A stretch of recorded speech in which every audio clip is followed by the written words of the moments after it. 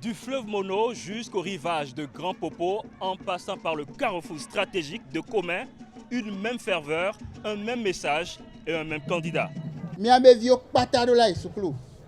Première escale à Tiémé. Ici, la mobilisation donne le ton.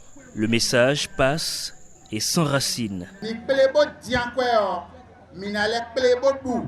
Nous sommes jeunes, on a des diplômes, mais nous sommes toujours encore à la maison. J'espère bien avec le parti FCB, nous avons changé la donne. C'est le candidat de nous les jeunes.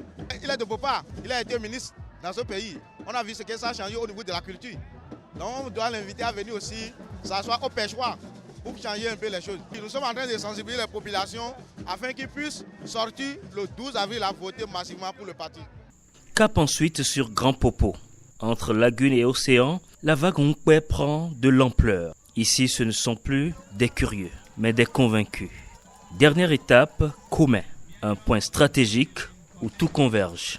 La mobilisation atteint son pic. Face à ses militants, Paul Onkwe martèle son message, celui d'un changement porté par le peuple et pour le peuple. Les gens pensent que c'est un jeu, un match arrangé.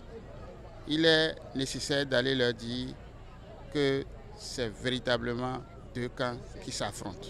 Le changement dont il est question réserve beaucoup de mesures sociales, beaucoup d'accent à mettre sur l'éducation. Une éducation qui débouche sur une formation plus pratique, plus réaliste, plus adaptée.